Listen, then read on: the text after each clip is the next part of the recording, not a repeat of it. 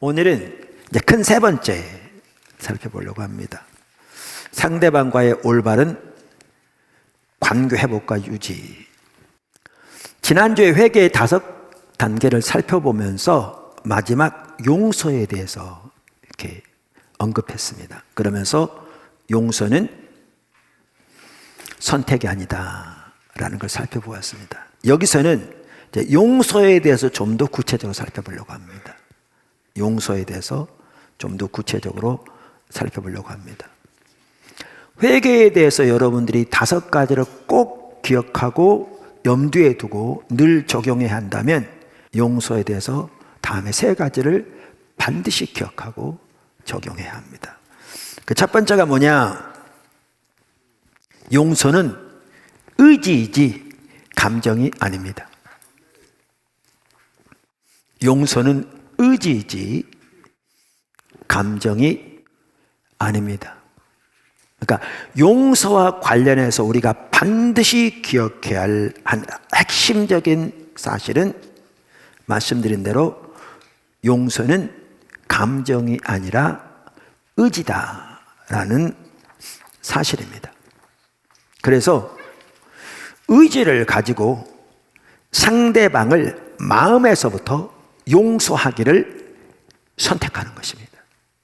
때로는 전혀 용서하고 싶지 않고 용서할 마음이 전혀 없고 감정이 전혀 따르지 않을 때에도 비교할 수 없을 만큼 셀 수 없을 만큼 큰 나의 그 모든 죄를 하나님께서 용서하시고 나에게 상대방을 용서하라고 명령하시기 때문에 의지를 가지고 용서하기를 선택하는 것이 성경에 말하는 용서입니다. 이게 아주 중요합니다.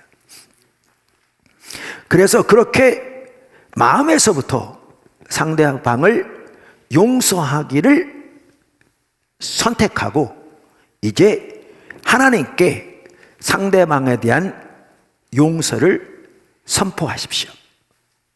그게 성경이 말하는 용서입니다. 예를 들면 이렇게 하면 됩니다. 하나님, 저에게 이러한 일을 한 누구를 제가 예수님의 이름으로 용서합니다. 이렇게 선포하는 것입니다. 중심에서도 용서하고.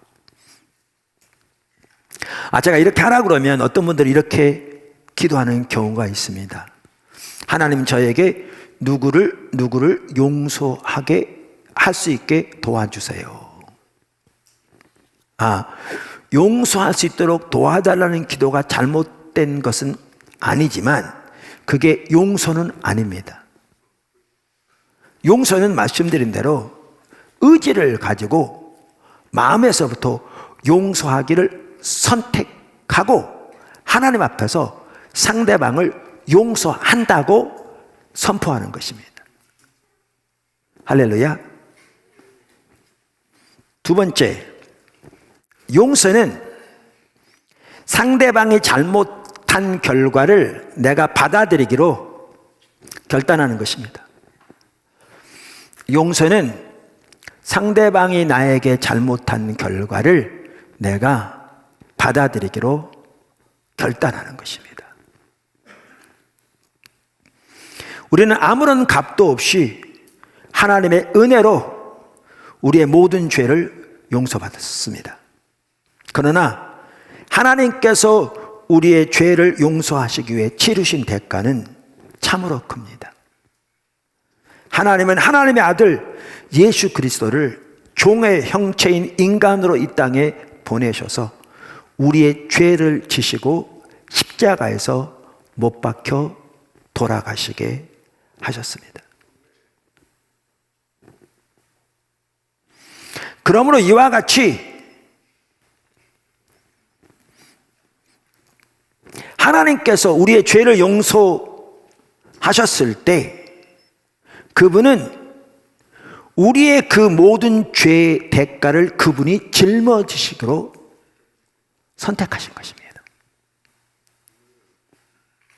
할렐루야. 이게 예수님의 십자가입니다. 그래서 마찬가지로 우리가 다른 사람을 용서할 때 그 다른 사람의 죄로 인한 결과를 우리가 받아들이기로 결단하는 것이 포함됩니다.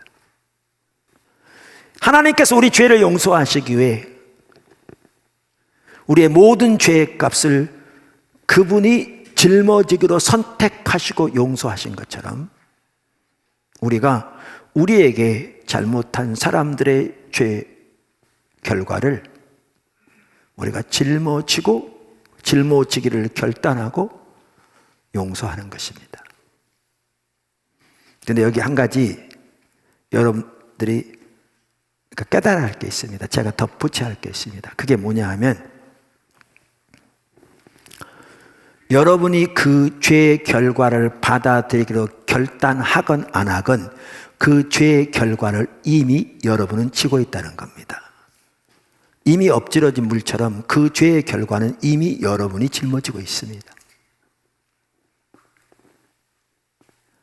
그러니까 여러분이 짊어지고 있지 않는 것을 새롭게 짊어지는 게 아니고요.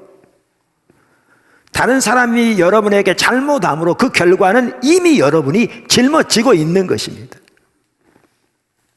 그런데 여러분이 이미 짊어지고 있는데도 불구하고 그것을 받아들이기를 거부하고 상대방을 용서하기를 거부하면 이제 하나님과 관계가 무너지고 우리 영적으로 하나님과 관계가 막히면 이게 우리의 삶의 모든 영역에 나타나거든요. 우리는 전인이라고 그랬잖아요. 그러니까 우리가 영혼 육을 가지고 있지만 자동차의 부품처럼 따로따로 별개로 노는 게 아니라 하나의 전인이기 때문에 우리가 영적으로 하나님과 관계에서 병들면 그것이 우리의 사고에 있어서 생각에 있어서도 우리의 육체에서 나타나게 되어 있습니다. 삶의 모든 영역에 나타나게 되어 있습니다. 그래서 우리가 용서하지 않으면 그 결과는 이미 짊어지고 있으면서 하나님과 관계에서부터 시작해서 우리 삶의 모든 영역에 용서하지 않는 죄의 결과가 나타나게 돼 있죠. 그러나 우리가 하나님께서 우리 죄를 용서하시기 위해 우리의 모든 죄의 값을 짊어지신 것처럼 상대방이 우리에게 잘못한 죄의 결과들을 우리가 기꺼이 짊어지기를 결단하고 상대방을 용서하면 하나님의 놀라운 은혜가 우리 회복되는 거죠. 하나님과 관계뿐만 아니라 그 관계로 인해서 우리의 삶의 영역에 하나님의 은혜, 하나님의 생명, 하나님의 임재 등 우리에게 너무나 소중한 은혜들이 함께 하는 것입니다. 그래서 우리가 용서한다, 거기에는 이 부분이 포함됩니다. 용서는 상대방이 잘못한 결과를 내가 지기로 결단하는 것이다. 아멘. 자, 세 번째, 용서와 관련해서 반드시 기억해야 할 것은 세 번째, 상대방을 마음껏 축복하십시오. 상대방을 마음껏 축복하십시오. 우리가 상대방을 용서했음에도 불구하고 감정이 곧바로 따라오지 않을 수 있습니다. 여러분이 어떤 큰 충격을 당했을 때 그 일이 한참 지났는데도 그 일만 생각하면 식은땀이 뻘뻘 나고 잠자다 벌떡 일어날 수도 있거든요. 그렇다고 해서 그 일이 지금 여러분이 일어나고 있는 게 아니에요. 그 이미 지났어요. 마찬가지로 여러분이 상대방을 의지를 가지고 하나님 앞에서 분명히 용서했음에도 불구하고 감정은 곧바로 안 따라올 수 있습니다. 그래서 여전히 상대방에 대한 미운 감정이 있을 수 있습니다. 그러나 상대방에 대한 옳지 못한 감정이 남아있다고 해서 상대방을 용서하지 않은 것이 전혀 아닙니다. 그걸 반드시 기억하십시오. 여러분이 결단과 의지를 가지고 마음에서부터 상대방을 용서하고 하나님 앞에서 그 용서를 진심으로 선포했다면 여러분은 이미 상대방을 용서한 것입니다. 자, 그러면 이제 어떻게 할 것인가? 상대방을 마음껏 축복하십시오. 예수님의 이름으로. 여러분이 할 수 있는 모든 것으로 상대방을 위해 하나님께 복을 비십시오. 모든 귀한 은혜들을 상대방에게 부어달라고 하나님께 기도하십시오. 예수님의 이름으로 상대방을 마음껏 축복하십시오. 마태복음 5장 44절에 예수님이 이렇게 말씀하셨습니다. 너희 원수를 사랑하며 너희를 박해하는 자를 위하여 기도하라. 여러분, 이렇게 기도하면 하나님이 무엇보다 여러분에게 은혜를 주실 겁니다. 무엇보다 여러분에게 은혜를 주실 겁니다. 특별히 그렇게 축복하되 언제까지 축복하느냐? 그 상대방에 대한 부정적인 감정이 사라지고 상한 감정이 온전히 치유되어서 그 사건에 대해 생각할 때 더 이상 영향을 받지 않는 그때가 될 때까지 상대방을 마음껏 축복하십시오. 자, 그럼 그 아래 첫 번째, 용서와 관련한 몇 가지 추가적인 요소들의 첫 번째. 용서는 상대방이 자기에게 잘못한 것을 용서하는 것입니다. 용서는 상대방이 자기에게 잘못한 것을 용서하는 것입니다. 어떤 때는 상대방이 자기에게 잘못한 것도 없는데 자기가 상대방을 보면서 오해했거나 아니면 상대방이 하는 일이 자기 보기에 이렇게 마음에 안 들어서 상대방만 보면 기분이 나쁘거나 등등 여러 가지 이유로 마음속에 상대방에 대한 불편한 마음도 들기도 하고 심지어 미운 마음이 들기도 해서 그래서 이런 설교를 듣다가 보면 때로는 또 상담하다 보면 기도한다 그러면서 내가 누구누구를 용서합니다 이렇게 하는 경우가 있는데 그것은 용서할 게 아니고요 회개할 죄입니다.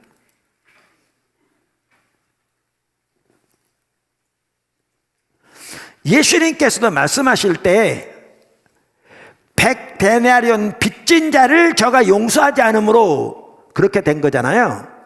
그럼 상대방은 자기에게 100데나리온을 빚진 것처럼 전혀 잘못한 것도 없어요. 자기가 상대방에 대해서 판단하고 상대방의 조참을 품고 자기 관점과 기준에 맞지 않다고 상대방에 대해 부정적인 생각을 가진 거예요. 그것은 상대방을 용서할 게 아니고 상대방에게 회개할 죄를 지은 거죠. 가장 먼저 하나님께 회개하고. 그래서 여기서 반드시 기억해야 할 것은 용서는 상대방이 자기에게 잘못한 것을 용서하는 것입니다. 근데 이만큼 중요한데 이 부분에 있어서 적지 않은 성도들이 혼동되어 있습니다. 자기가 회개할 죄를 가지고 있으면서 오히려 너그럽게 용서하는 것처럼. 근데 그것은 옳지가 않습니다. 자, 그러면 두 번째, 그러니까 용서 관련 추가적인 중요 요소들이 두 번째입니다. 서로 회개하고 용서하는 길. 서로 회개하고 용서하는 길. 성경은 그러니까 이게 회개 합당한 열매죠. 상대방에게 잘못했으면 회개에 합당한 열매를 맺으라고 했잖아요. 그 부분이기도 하고 또 성경은 뭐라고 말하고 있는가 하면 서로 죄를 고백하라 이렇게 말하고 있죠. 야고보서 5장 16절. 자, 그래서 우리가 올바른 관계를 유지하는 데 있어서 가장 가까운 부부 사이에서부터 중요한 한 가지는 서로 회개하고 용서하는 삶을 살아야 합니다. 어떻게 할 것인가? 그럼 그 아래 첫 번째, 서로 회개하고 용서하는 길 첫 번째, 자기의 잘못을 상대방에게 고하고 용서를 구합니다. 자기의 잘못을 상대방에게 고하고 용서를 구합니다. 오늘 본문이 그거잖아요. 그러므로 예물을 제단에 드리려다가 거기서 내 형제에게 원망 들을 만한 일이 있는 것이 생각나거든 예물을 제단 앞에 두고 먼저 가서 형제와 화목하고 그 후에 와서 예물을 드리라. 근데 여기서 아주 중요한 게 있습니다.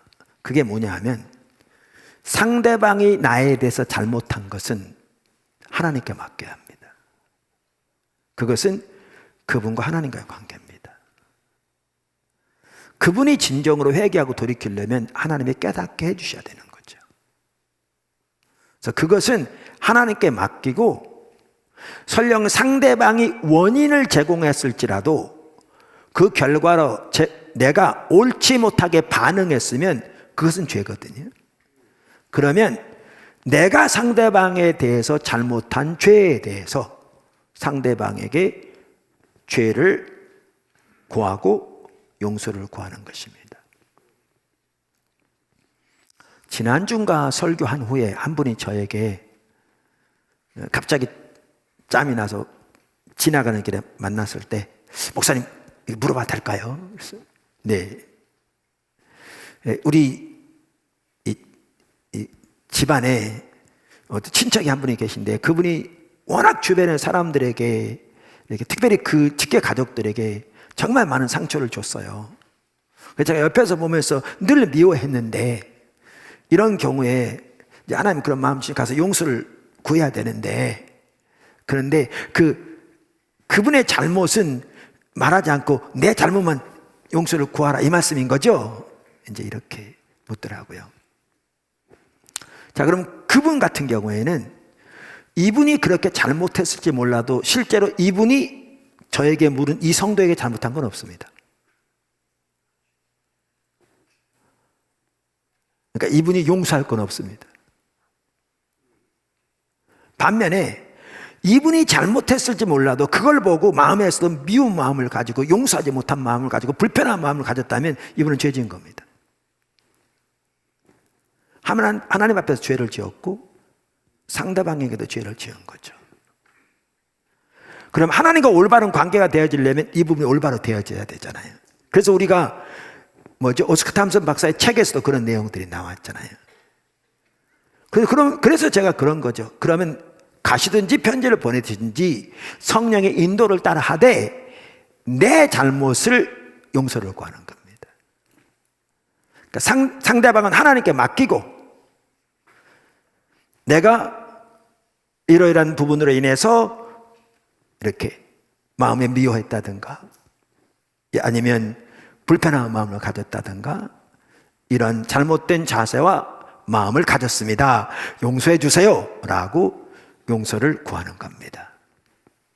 상대방을 하나님께 맡기지 않고 용서를 구하러 간다고 하면서 잘잘못 시시비비를 따지는 식으로 가면요 용서를 구하러 가는 게 아니라 싸우러 가는 겁니다. 그런 관계가 화해되는 게 아니라 관계가 더 악화됩니다. 상대방은 하나님께 맡기고 내가 상대방에 대해서 잘못한 부분을 용서를 구하는 겁니다. 자, 그 길 두 번째는 상대방은 이에 대해 용서를 선포합니다. 용서를 구할 때 우리는 상대방을 용서를 해야 합니다. 당연히. 그럼 어떻게 하느냐? 예수님의 이름으로 용서합니다. 또 예수님의 이름으로 축복합니다. 더 나아가 예수님의 이름으로 사랑합니다. 이렇게 상대방에게 용서를 선포하면 좋습니다. 뭐라고요? 예수님의 이름으로 용서합니다. 예수님의 이름으로 축복합니다. 예수님의 이름으로 사랑합니다. 늘 기억하십시오. 용서는 선택사항이 아닙니다. 선택의 여지가 없습니다. 반드시 해야 할 의무입니다. 자, 그러면 그 서로 죄를 고하고 뭐죠? 회개하고 용서하는 길. 세 번째는 상대방도 그렇게 할 수 있는 부분이 있으면 그렇게 합니다. 즉 어떤 사람이 나에게 용서를 구했는데 그럼 내가 용서하고 축복하고 사랑한다고 예수님의 이름으로 선포하고, 이제 내가 상대방에 대해서 역시 잘못한 부분이 있으면 동일하게 용서를 구합니다. 그러면 그 상대방은 지금 말씀드린 대로 그렇게 예수님을 용서하고 예수님의 이름으로 축복하고 예수님으로 사랑을 선포합니다. 이게요, 부부사이와 같은 가까운 사이에서 매우 중요합니다. 매우 중요합니다. 우리가 이럴 수 있거든요. 특별히 우리나라 상황에서 유교적인 그런 어떤 그 문화가 이렇게 많은 데서는 뭐 그런 걸 가지고 그래 다 잊었어. 괜찮아. 여러분 기억하십시오. 잊어버린 거와 용서하는 거 다릅니다. 잊어버린 것은 기억은 안 하고 있을지 모르지만요, 그 영향력은 남아 있습니다. 하나님 앞에서 구체적으로 서로 죄를 고하고 용서를 선포하는, 지금 말씀드린 대로 그것이 매우 중요합니다. 이렇게 할 때 서로 사이의 영적인 청소가 되어지는 거고요, 상대방에 대한 기대하는 마음도 사랑하는 마음도 더 열리게 되고 부어지게 되죠. 근데 말씀드린 대로 그런 거 가지고 다 잊었는데 이런 식으로 넘어가게 되면 한두 번 가지고는 문제가 안 될지 몰라도 간단한 문제일 경우에 이것이 쌓이게 되면 그 관계가 이제 틈이 생기기 시작합니다. 균열이 생기기 시작하고요, 굳어지기 시작할 수 있습니다. 그러므로 가장 가까운 관계에서부터 이렇게 서로 자기의 잘못을 고하고 용서를 선포하는 것이 자연스러운 우리의 일상이 되어야 합니다. 관계를 올바로 잡기 위해서. 할렐루야. 그 다음에 제가 보세요, 용서 관련해서 몇 가지 추가적인 중요한 요소들. 그러면 첫 번째가 뭐였냐면, 용서는 상대방이 자기에게 잘못한 것을 용서하는 것이다. 두 번째는 서로 회개하고 용서하는 길. 지금 세 가지 살펴봤죠? 이제 그 세 번째입니다. 무슨 아시겠죠? 세 번째인데 이것 또한 매우 중요한 것인데요, 세 번째가 뭐냐면, 상대방은 하나님께 맡기고 나는 상대방에 대하여 최대한 좋은 마음을 가지고 상대방에 대한 내 할 부분을 신실하게 다 하는 것이 중요합니다. 자, 내가 이렇게 용서를 구했습니다. 근데 상대방도 우리가 지금 살펴본 것처럼 그럼 용서를 선포하고 또 축복하고 사랑하고 또 자기의 잘못을 이렇게 또 용서를 구하고 이러면 너무나 좋습니다. 그럼 그 관계가 너무나 좋고 그 귀한 관계가 유지되고 또 모든 가정이, 모든 교회가, 모든 이 관계가 이래야죠. 근데 우리 살아가다 보면 항상 그렇지 않습니다. 나는 용서를 구했는데 상대방은 전혀 용서도 안 받아줍니다. 이런 경우도 있고요, 더 나아가 분명히 상대방에게 나에게 잘못을 했는데 상대방은 전혀 그것을 깨닫지도 않을 뿐만 아니라 나에게 용서를 구할 생각조차 하지 않습니다. 이런 다양한 경우들이 있을 수 있습니다. 그럼 이때 어떻게 해야 되느냐는 거죠. 이때 우리 믿는 사람들 어떻게 해야 되느냐, 이때 아주 중요한 게 지금 제가 설명드린 부분입니다. 이때 아주 중요한 게 지금 제가 설명드린 부분입니다. 다시 설명하면 이렇습니다. 다시 말씀드리면, 상대방은 하나님께 맡기고 나는 상대방에 대하여 최대한 좋은 마음을 가지고 상대방에 대해 내가 할 부분을 신실하게 하는 것입니다. 하나님 앞에서. 그러면 나와 하나님과의 관계는 막히지 않아요. 그 상대방과의 관계는 하나님의 인도하심에 따라서 하나님의 은혜로 올바로 되겠지만, 왜냐하면 관계는 쌍방이기 때문에 그렇게 할 때에 나와 하나님의 관계를 막히잖아요. 그 하나님의 은혜가 우리 삶 속에 함께 하고 우리가 그 안에서 자라날 수 있어요. 할렐루야. 큰 네 번째입니다. 큰 네 번째, 관계와 관련된 추가적인 조언들. 그 안에 첫 번째, 올바른 관계를 배우기를 적극적으로 힘쓰십시오. 할렐루야. 올바른 관계를 배우기를 적극적으로 힘쓰십시오.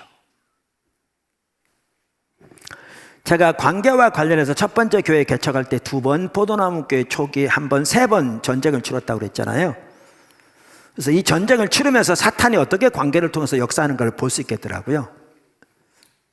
여러 번 나눈 것처럼. 이 부분에 대해서 이번에 안 나눴네요. 혹시 나중에 기회 되면 나눌게요. 어떻게 사탄이 관계를 통해서 영적 전쟁을 일으키는가, 우리가 어떻게 이길 것인가. 자, 그러면서 이제 배워가는데, 처음 교회에 있을 때부터 이런 것을 겪으면서 정말 저는 이렇게 좌절이 되더라고요. 왜냐하면 제가 관계적인 면에 잘 못하는 게 보인 거예요. 제가 잘 못하는 게. 근데 관계적으로 잘 못하는 분들을 보면 제가 그 자리에 있어 봤기 때문에, 한편은 지금도 있기 때문에 잘 알아요. 그분들이 안 그런 분도 있겠지만 대부분은요, 자기가 안 좋게 하려고 그렇게 하는 게 아니라 사실 어떻게 할지 몰라서 그렇게 하는 거예요. 저는 설교는 어렵지 않았어요. 왜냐하면 하나님 무슨 말씀을 전할지 기도하면 하나님께서 이러이러한 부분들을 이렇게 쭉 인도해 가시고, 그러면 그렇게 준비해서 하면 하나님께서 매우 함께 하셨거든요. 대부분의 설교에서. 이제 그걸 통해서 저는 가르침의 은사, 기름 부음이 저에게 있는 걸 알아요. 그 성령의 은사가 하시는 거죠. 지금도 지금 하나님 많이 함께하고 계시잖아요. 제가 하는 게 아니고 하나님이 하시는 거예요. 그래서 저는 설교는 어렵지 않았어요. 미국에서 공부할 때도요, 저는 공부는 어렵지 않았어요. 정말 공부가 재밌더라고요. 공부를 혼자 열심히 하면 돼요. 근데 이게 어려운 게 뭐냐면, 목회는 관계잖아요. 이 관계가 안 되면 어떻게 목회를 해요? 혼자 그냥 안 한다고 되는 게 아닌데. 근데 어떻게 할지 모르겠는 거예요. 제가 알면 할 텐데 모르겠는 거예요. 왜 모르냐면, 어렸을 때 자라면서 초등학교 때가만 해도 안 그랬는데 중학교 때부터 이제 서울에서 혼자 친척 집에 얹혀서 공부하면서 혼자 있는 시간이 많았고, 그 다음에 제가 특별히 폐결핵 때문에 1년 휴학하고 학교 다니면서 시골에서 넓은 마을에, 그 넓은보다는 그 마을 전체에 나이 있는, 그나마 좀 있는 사람은 저 혼자밖에 없는, 다 일하고 하고 다 학교 가고 이만한 애들만 남아있는, 이러면서 혼자 지내고, 그러다 보니까 소풍 같은 데 가면 또 1년 후배 애들하고 공부하다 보니까 혼자 한쪽에 앉아가지고 도시락 까먹고 그렇게 하는 것이 지나다 보니까 정상적인 관계 가운데 못 자라는 거예요. 그러니까 어떻게 할지 모르는 거예요. 그러니까 정말 힘든 게, 다른 사람은 전혀 문제가 안 되는 게 저는 그게 가장 힘든 거예요. 그리고 그게 안 되면 목회는 할 수 없는. 그러니까 정말 실망되고 좌절되더라고요.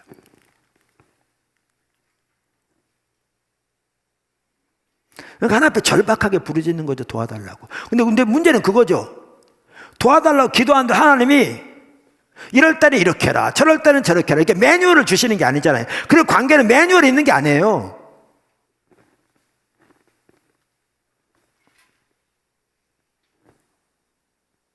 그러니까 어렵더라고요. 그러니까 기도하고 이런저런 자료들을 찾아보고, 그런 자료들 찾아본 대로 아까도 말한 대로 이게 한두 가지 배운다고 되는 게 아닌. 그래서 저는요, 그렇게 절박하게 주님을 찾다 보니까,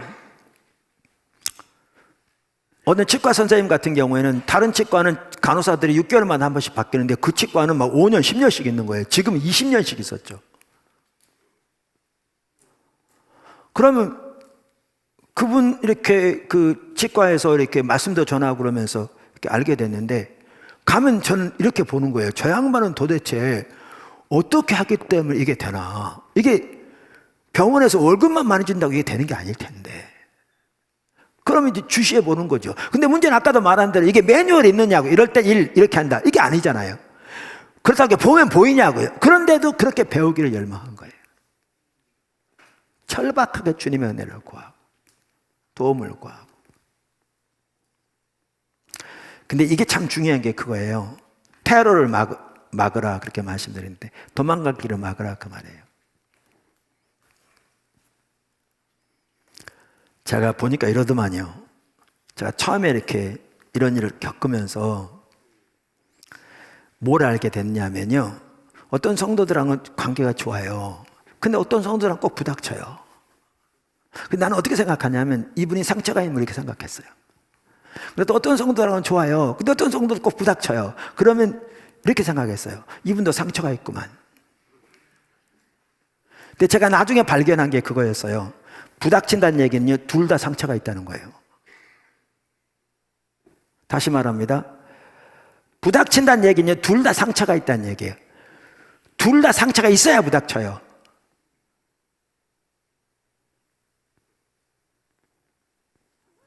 그러니까 내가 어떤 사람에게는 안 부닥쳤다고 그랬잖아요. 이때는 왜 안 부닥쳤냐면 내가 상처가 있어도 이 양반이 감싸버렸기 때문에 안 부닥쳤던 거예요. 근데 왜 이 사람들하고는 부닥쳤냐 하면 둘 다 상처가 있기 때문에 부닥쳤던 거예요. 이걸 바꿔 말하면 뭐냐 하면 우리가 사람들하고 자꾸 부닥친다는 얘기는 부부 사이에 반복적으로 부닥친다는 얘기는 둘 다 상처가 있다는 거예요. 둘 다 치유받아야 된다는 거예요.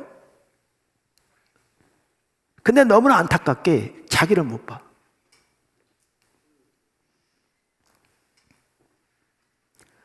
오늘 적지 않은 성도들이 그래서 그런 사람은 교회에 오면 부닥쳐요. 그러다 보니까 이제 교회 가까이 가면 상처받는다니까 그냥 교회 왔다 갔다 하려고 그러죠. 그게 전혀 성경에 말하는 신앙생활은 아닌데 문제는 자기에게 문제가 있다는 걸 못 봐요. 정말 안타까운 일이죠. 근데 저는 감사했던 게 그거예요. 하나는 이게 내 잘못이라는 것을 깨달았던 게 감사해요. 내가 자라나는 과정이 그랬기 때문에요. 부닥칠 때 내가 문제 있다는 걸 나는 금방 알았어요. 처음엔 아까도 말한 대로 상대방의 문제인 걸 알았지만 옷 이내 내 문제는 걸 깨달았고요. 지금 돌이켜보면 저 못지않게 그분들 다 문제 있었어요. 지금 돌이켜보면. 근데 그 당시에는 제가 문제가 있다는 걸 알았기 때문에 제가 관계적인 면에서 약하다는 걸 알았기 때문에 그분들의 문제가 전혀 보인 게 아니었고 이게 내가 부족하다는 걸 깨달은 거예요. 이게 출발이죠. 이게 하나님의 은혜였어요. 두 번째는 뭐가 은혜였냐면 목사인 게 은혜였어요. 제가 목사가 아니었다면 그랬겠죠. 이 교회밖에 없냐고 다른 데로 갔겠죠. 그럼 또 다른 데로 갔겠죠. 그럼 평생 동안 신뢰자의 삶을 살았겠죠. 그럼 이만큼도 안 변했겠죠. 근데 문제는 목사가 기분 나쁘다고 그만두고 다른 데 갈 데가 없잖아요. 누가 받았죠? 그리고 거기 간들 또 그만두고 또 다른 데로 가요? 이게 가능하지 않잖아요. 그러니까 저한테는 퇴로가 없었어요. 뒤로 도망갈 길이 없어. 퇴로가 막혔어. 그런데 이게 해결이 안 되면 목회는 못 하겠는 거예요. 그러니까 죽을 등 살 등 주님 찾았어요. 도와달라고. 은혜를 부어달라고. 아까도 말한 대로 심지어 그렇게 좀 잘하는 것 같이 보인 분 있으면 어떻게 하길래 저분들은 저렇게 잘하는지 고민하고. 근데 언제 어떻게 치유하셨는지 모르는데요. 그렇게 주님을 찾는 과정에서 그나마 이만큼 됐어요. 지금도 문제가 많습니다만. 그나마 이만큼 됐어요. 그래서 여러분에게 관계적인 면에서 꼭 권면하고 싶은 한 가지가 있어요. 그게 뭐냐면 올바른 관계를 배우기를 적극적으로 추구하십시오. 힘써야 합니다. 여러분 제가 말씀드리잖아요. 리더십만 하더라도요. 가장 잘 배울 수 있는 데가 교회예요. 사회에서는 이런 부장이다. 뭐 요즘 또 달라게 대리가 왔다. 야 임마 자식아 말 들어. 막 말까지 함부로 해가면서 그러면 들어요. 안 그러면 밥줄이 끊기는데. 집에 있는 뭐죠? 마누라 새끼들이 있는데, 근데 교회에서 그렇게 했다가는 네가 뭔데 그러냐고 그러죠. 그러니까 교회야말로 영적 리더십의 그 뭐죠? 그 정의 그대로 하나님의 의제를 보고 자신이 먼저 갈 뿐만 아니라 다른 사람을 그리로 인도하되 본보기와 설득을 통해서 그들을 인도해 갈 수 있는 가장 좋은 환경이에요.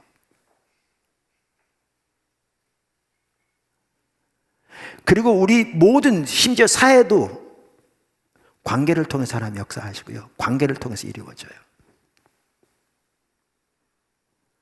그러니까 관계를 배우기를 적극적으로 힘쓰셔야 돼요. 올바른 관계를. 그래야 여러분의 세계를 하나님께 인도할 수 있어요. 여러분의 목회자가 아니라도. 그리고 하나님이 여러분을 통해서 일하실 수 있어요. 그래야. 할렐루야.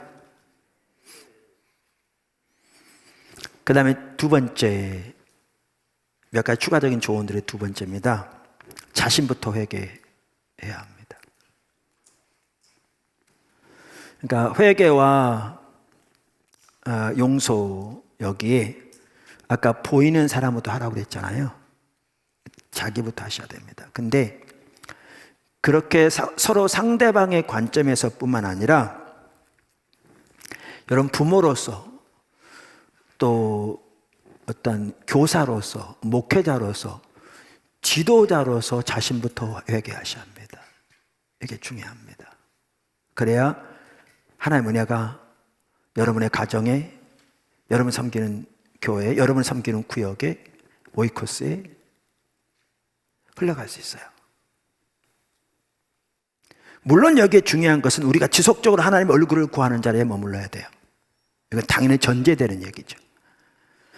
우리 모두가 하나님의 얼굴을 구하는 자리에 머물게 될 때 성도들 자신의 죄가 보이고 각자의 삶 속에 하나님의 실제적인 주권적인 통치가 함께하고, 그래서 다윗이 그랬던 것처럼 하나님께서 우리의 마음에 깨닫게 하심으로 우리가 하나님 앞에 합당치 못한 말, 행동, 행실, 마음의 자세를 가질 때 우리를 들추시고 비추셔서 우리를 다루시기 때문에 올바로 되어지고, 하나님을 경외함 가운데 있기 때문에 하나님을 경외함 가운데 우리들이 올바로 행해지죠.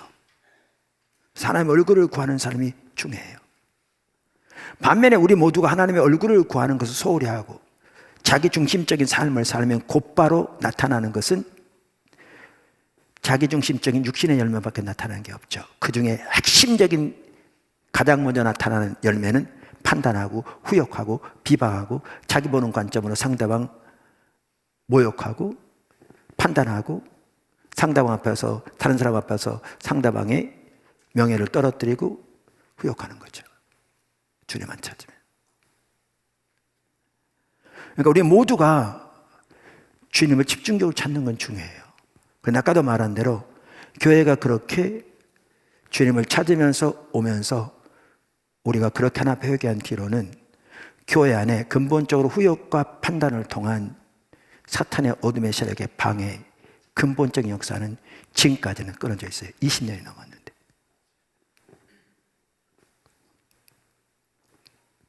당연히 지속적으로 주님을 찾는 것이 전제되고 한 얘기라고요. 우리가 주님을 찾는 걸 소홀히 할 때 부분적으로 여기저기서 이런 간헐적인 얘기들이 들린 적은 있었어요. 그러나 그럴 때마다 하나님 다루셨고, 우리가 주님을 찾으면 그 부분을 돌이키게 하시고 끊어지게 하신 일들이 오늘까지 있었습니다. 관계에서 중요한 한 가지는 때로는 집단적인 회개도 필요합니다. 여러분 가정에서 때로는 집단적인 회개가 필요할 수도 있어요. 이 문제가 심하다면 각자 회개하고, 여러분이 인도하는 어떠한 조직에서 이런 부분이 심하다면 하나님 앞에 올바로 정직하게 측면하고 서서 집단적인 회개가 필요할 수도 있어요. 오늘까지 이 다른 사람과의 관계를 바로잡으라 그러면서 관계와 관련해서 하나님이 우리를 집중적으로 다뤄오신 철저하게 성경에 기초한 핵심적인 가치들 나눴습니다. 우리 보도라면 지체들은 한 분도 빠짐없이 이런 하나님의 길을 잘 깨달아서 행함으로 가장 가까운 부부 사이서부터 부모와 자녀, 가족, 또 교회 안에 전체적으로 정말 이렇게 관계 회복되어짐으로 하나님의 은혜와 생명이 자유롭게 흐르고, 그런 가운데 여러분을 통해서 여러분의 관계 안에 있는 세계를 하나님이 하나님께 인도하시고 수많은 열매를 맺는 그 자리에 여러분 모두가 나갈 수 있게 되기를 예수 이름으로 축복합니다.